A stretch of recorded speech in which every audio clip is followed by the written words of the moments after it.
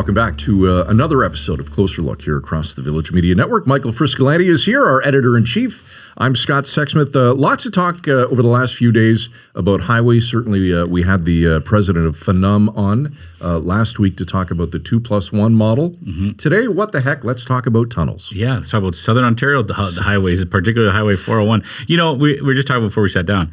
Highways, everyone hates their highway wherever they live. If you're in the north, you think it's unsafe, it's not wide enough. You know, the government should spend billions twinning the highways, putting 2+1 lanes. If you live in Southern Ontario, the congestion is brutal, and we all know it. If you've lived down there for any period of time, it's horrible. Yes. Just trying to get along, whether you're on the QEW, the 401, they're terrible. Or driven from the north into there. Yeah. It's brutal, right? And I just can't get enough of this coverage of the tunnel vision that Doug Ford has, right? This idea that they're gonna bore a huge tunnel underneath Highway 401, I guess, in both ends of Toronto, right? Kind of from Scarborough to Etobicoke kind of thing. And, our team at the Trillium, Jessica Smith-Cross, had a great piece last night just about the latest press conference he held, talking about, who he's been consulting with and how it's going to look like. He's way far ahead of the game. When you think of the way the government works in terms of doing some planning, the feasibility studies, doing the research. He's already the due diligence. He's already got it designed. He's like, yeah, it's going to be 68 layers, and no, but it's a talker for sure. It's an issue that Village Media has done polling on with our readers to see what they think, and we figure it's a great opportunity to sit down and have a conversation with some people who know the issue well. So Jessica Smith-Cross, editor-in-chief of the Trillium, is going to jump on a call. And Matti Siemiatycki, he's a professor, an expert on traffic at the University of Toronto. And he has a lot of good thoughts on this issue. So we're going to kind of get them together for a panel discussion and see what their tunnel vision is. Doug Ford continues to hash out his plan for tunneling under the 401 tonight on the show. We're joined by Matti Siemiatycki, a professor of geography and planning and director of the Infrastructure Institute of the University of Toronto, and our editor-in-chief at the Trillium, Jessica Smith-Cross. Thanks to you both for being here tonight. Good to see you. Always good to see you, Scott. All right, Jess, let's start with you. Premier Doug Ford was talking again yesterday about his tunnel vision for Highway 401. Can you just start by bringing us up to speed on the basics of Ford's big plan and what you learned yesterday at his presser in Thornhill? Okay, well, the big plan is a big tunnel all the way under the 401 from one end of the city to the other. It could be 50, 60 kilometers long as far as we know. What he said yesterday that was new to us, at least, was how he envisions this tunnel to be. He said it was going to be 19.5 meters wide.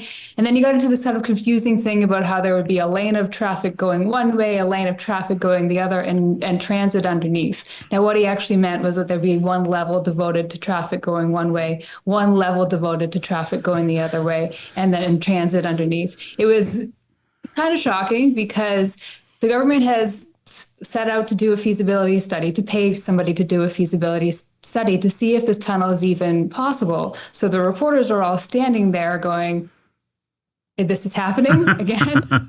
And you have these details, this level of details before this feasibility study has even been awarded to this private group that's going to undertake this study to see if this thing is possible. And here's Ford saying, look, I talked to some tunneling folks, and this is how we're going to do it. No ifs, no ands, no buts. So, Jess, let's talk about those tunneling folks. Do we know who they are? Only sort of. I pushed and pushed on this after because I wanted to know who he was talking to. And the best I got is that they are the suppliers of boring machines. It's a company that supplies boring machines. Okay. So he was talking to get this far with the planning. Interesting. After I heard the Premier's comments, I checked to see if he was registered under the Professional Engineers of Ontario, but he's not, just for the record, as far as I can tell. Professor, thanks again for joining us. I want to bring you into the conversation as well. Just in a general sense, from 10,000 feet, when you first heard of this plan back in the day when Doug Ford first started talking about this tunnel idea, what went through your mind? I think everyone who's driven on the 401 has probably dreamt of a tunnel or something else to get them out of that traffic. I mean, it's terrible and everyone is looking for solutions. But when you think about it in more detail, what you realize is the tunnel is really not likely to solve the problem. It will take years to build. It'll cost billions of dollars. It will actually just shift the bottlenecks around the system, put them in other places. And it'll cost an absolute fortune. So this idea, that's where it started, and you can just see the pace picking up on it as it gains steam, as we now learn that there have been studies going back a number of years, that there were actually a number of unsolicited proposals. So we know that there's now a background to all of this, but I think now that we're here, I do think studying this is reasonable, but it has to be studied. Everything should be released publicly so we really know what's going on, and we should be looking at all the alternatives to solve congestion, not just this tunnel. Because that's my question. And it's pardon the pun, but he does seem to have tunnel vision on this tunnel. But there must be a whole bunch of other options that we should have on the table. Make sure we're having a fulsome discussion about it, I assume, right, Professor? Well, exactly. And this is the way that you do these type of studies, these cost-benefit analyses. What you do is you look at the current state of play, and then you pick a variety of different alternatives and options, and you measure against them. So given that the Premier it seems like the tunnel is his preferred option, we can look at that, but we should also be looking at a whole host of other ways that you can solve congestion. One is a massive investment in public transit, as well as some transit-only lanes. We should also be looking at road tolls, which have been used elsewhere as a strategy to address congestion. And we see the impact on the 407, for example, where it is expensive, but that is the one way that you can get across the top of the city reliably by car. So we should be doing a study that looks at all the range of options, and then you come back, you release that publicly, and then we can have an open debate and discussion about whether this is worthwhile. Jess, can I flip it to you? Let me ask, based on what the professor just said, it's an interesting point of, it feels like, would Doug Ford react well to other suggestions, or are we at the point now where this is going to be the way we go no matter what? It's really interesting. There's a huge disconnect here. So the government issued this request for proposals for a feasibility study. It's incredibly detailed. It's put together by civil servants, and it talks about studying the feasibility of the tunnel and other options to deal with congestion, not necessarily a tunnel. I wouldn't rule out elevated lanes. It looks at things in two ways. Can you add more lanes to this highway, or can you do other things that don't add lanes to the highway that would still reduce congestion? And this incredibly detailed thing also implicitly acknowledges that the tunnel itself might not be feasible. So the government's own request for this private people to do this study says, this might not actually work. And if it doesn't work, what are you going to propose instead? So they're going to pay a bunch of money to a private company to do this study that acknowledges this might not be possible at all. Well, the Premier is standing up there being like, oh yeah, 100%, we're doing this. It's going to be like this. And I know that I'll be dead, by the way, he says. I'll be putting it in tulips by the time it's actually done. So it's a little bizarre to see that disconnect between the civil service doing their work on this idea that might get built and what the Premier says at press conferences. All right, let's talk about that a little more, Professor, in terms of feasibility. Is it actually feasible from an engineering perspective to pull this off? And what about things like safety concerns? So I think we can start from the basic premise that this is likely buildable, that you likely could build a tunnel of this length in this location. We have done, in human history, we've done quite remarkable feats of engineering. There are long tunnels, there are very long bridges. We built an International Space Station. We should be able to build this tunnel. The question isn't just can we build it and it has to be done safely. The question is, should we? Does this actually solve the congestion problem?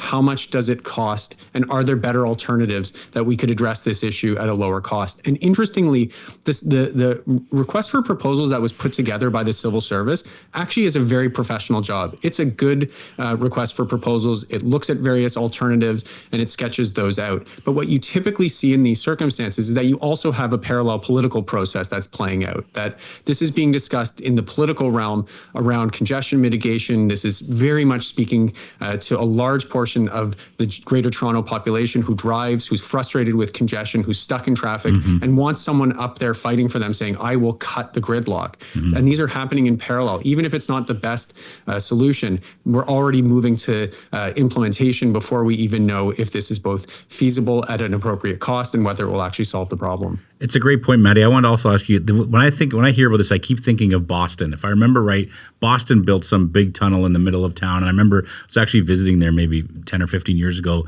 And the depression on everyone's face when they would talk about this tunnel, it felt like it took 100 years to build and cost just infinitely more money than it was supposed to.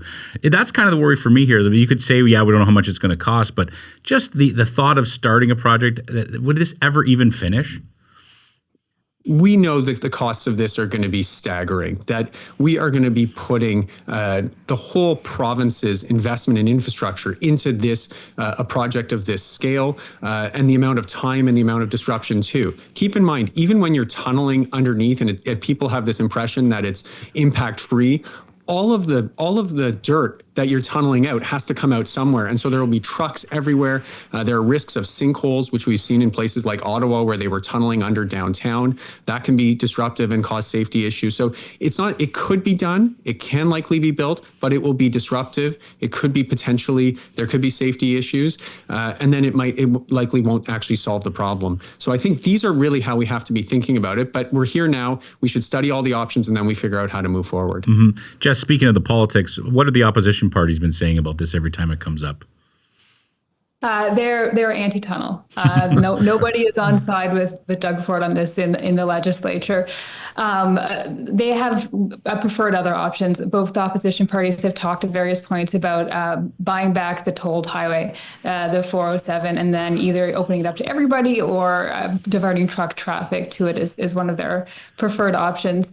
And also politically, it's not just inside the legislature, but outside that counts. We did some polling on the tunnel idea after the premier first came out and announced it. And it wasn't actually immediately incredibly popular. A lot of people, I think, Frisco had the same view as you. There's a lot of fear about how disruptive this was going to be. It wasn't necessarily a vote winner, but that didn't turn off the premier, who's continued to talk about it, put it in their last campaign platform, and was reelected.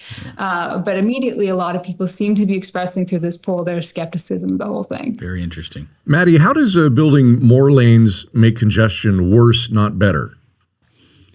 There's a phenomenon of induced demand that as you add more lanes, what tends to happen is people tend to want to drive more. They tend to want to fill that space. They tend to move further away from where they work or where the majority of their trips are going. And they tend to travel during peak periods rather than spreading those trips off peak when there's more congestion. So this phenomenon of induced demand tends to very quickly fill up new lane space. And also what you'll find is even if we build a tunnel under the 401, all the vehicles have to get off of that highway, out of that tunnel, and they have to go somewhere. And the adjacent roads are not getting any bigger. So whether they go onto the Don Valley Parkway, which is already a parking lot, whether they go onto the 427, whether they go onto local arterial roads and then into neighborhoods, the streets in all of those places are not getting bigger. So it's essentially like you're expanding the outer ends of a funnel without making the spigot any bigger. And so really what you'll just see is further backlogs that it'll move the clogs just around the system to other places. I appreciate that. That's very, very interesting. I guess the answer is just tunnel everything then. We'll just tunnel the DVP and tunnel the 427. Then it'll be fine. Yeah. Well, no one's been able to build their way out of congestion. I think that's what's so interesting here is this is a quite an old school way of thinking about solving congestion, that you try to solve it by building bigger, more highway capacity and trying to make more space for cars. And really what we've seen globally is that the solution is to try to provide alternatives, and also pairing that with things like road pricing. And that is a third rail. No one wants to touch that. The premier has said outright, no tolls in Ontario. They're banning them. But nevertheless, what you've seen in other jurisdictions, including New York City, including London and Stockholm and Milan and Singapore, is that as part of a comprehensive transportation plan, road tolls can work. And at the very least, if we're going to be proceeding with this study now, I hope that comprehensive road tolling at least is put forward as one of the options that the experts analyze to get a sense of how that would work and what its costs and benefits are. Jess, you were going to say something. Oh, it was a joke. Every time we forget to tunnel way into Toronto, I say, well, then put cars into the path so they can drive under downtown Toronto. That's right. 100%. 100%. It's funny because we live in Northern Ontario. Professor, our headquarters is in Sault Ste. Marie for Village Media. And it's funny when I listen to people around here complain about traffic, which has actually happened today. It just makes me laugh because it's they need to go live by the 401. They have no idea. For a couple minutes. Just real quickly, we've touched on it, but in terms of next steps, what is the public? What should we be looking for on this front? So that RFP will be awarded to a company soon to study the feasibility options here, but that study itself won't be done until 2027. So there should be some downtime as we wait for that to get figured out. In the meantime, journalists are still digging around and figuring out, what tunnels have been proposed in the past, what were the concerns, how did this come to be in the first place, which could be interesting. But it's not going to be a fast process of figuring out what is actually going to be built. All right, before we let you guys go, anything else you want to add to the conversation before we end things? Can I add one last thought, which Absolutely. is just around, it's the thinking around that this is being proposed by the Premier, who's the Premier for all Ontarians. And yet this is, this highway in this tunnel is going to cost tens, if not upwards of $100 billion. I think you said you're based in the Soo. People from Ottawa to Windsor, to the far north, like all of their tax money is going to be going into paying to solve a congestion problem on not even the entire network in Toronto, but for one segment of a road in Toronto. I mean, that's the scale of how much money is going to be going into this project. And I think that is likely what your polls are picking up, and that should be giving everyone pause. That's a great point. When you think about it, it's 50, 60 kilometer span that we've all been on 100 times, but it's still just one small. It is, and what you could do with $100 billion. Yeah, that should be the poll question on the bottom of our story. We'll put that in there. Jess, is there anything you want to add before we go? No, just that it's an interesting political discussion in Ontario. When you talk tunnel, people's eyes light up. Everybody has an opinion. Everybody is sort of mystified by the whole thing, and I'm sure we'll talk about it some more. That's right. That's why everybody should keep reading the Trillium, who's on top of the story all the time. Thank you, Jess. Thank you, Professor. All right, that's mind-blowing to me, the amount of money for such a short strip of highway. Yeah, it's like money doesn't matter anymore. Who cares, right? It matters to me. This many billion. Matters to you. I know. I just think, stupid me, I've read all the coverage, but I just assumed that this was going to be a phased-in plan that might go all across the 401. Absolutely. But it's just going to be that chunk of Toronto, right? And it's interesting because we lived for a long time near Yonge and Sheppard, and so we would get on the 401 all the time off of Yonge Street, near Bayview. Past the Yorkdale Mall, all that part, and that was a terrible lanes of highways on any day, right? Yeah. Whether you're in the Collectors, the Express, didn't matter. It was jammed. And even when they would be fixing a lane, you can imagine people just sat there for days. Could you just imagine the delays of okay, we're going to bore these massive holes into the ground? It's. All I see is a steady stream of dump trucks with dirt being hauled out of the tunnel. Oh my! I know there'll be lots of money to be made. But if that, in fact, is the number, let's say it's $100 billion. Yeah. Think of the affordable housing. Yeah. Think of the doctors that could be hired. Yeah, exactly. But no, let's just get people carve out a tunnel under the 401. It's to improve congestion. Here's an idea. Which might not improve congestion. What about bike lanes? Oh, yeah. You're going to bike lanes on the 401. That'd be great. Well, it is funny, right? Because we just had a show 2 weeks ago about northern highways, and there's all kinds of concern about the safety of northern highways and how we want to spend money to add, 2+1 lanes or twin some of the lanes, right? So highways are just, everyone hates the highways, whether you're in Toronto, whether you're in Thunder Bay. No question. The highways just aren't safe enough. And, maybe, I'm wrong, but I liked what Matti and Jess talked about, how we need to look at all options that are good, not just for the pocketbook, but are just actually better to deal with congestion, to improve public transit, to consider the environment. It's got to be a kind of whole discussion, not just about that one thing. No, but he's hell-bent on it. It's entertaining, right? You gotta love the Premier, though. He with quotes like, I'll be pushing up the tulips by the time this thing is built, and what's the other one? I've talked to some tunneling folks. Yeah. It's certainly entertaining, right? And that's I guess part of the game too, right? It certainly is. One thing is for sure, it's his way or the highway. Good one. It just writes Beauty, itself. Scott, beauty. All right. Instagram, TikTok, Facebook, X, YouTube, the Village Media Network, and of course, wherever you get your favorite podcasts. Any comments, drop us a note. We'd love to hear from you. A closer look at villagemedia.ca. That's it for tonight. For Michael Friscolanti, editor-in-chief here at Village Media, I'm Scott Sexsmith. Thanks for watching. We'll see you tomorrow night at 7 right here on Closer Look. Frisco and Scott's Wardrobe provided in part by Moores, Sault Ste. Marie.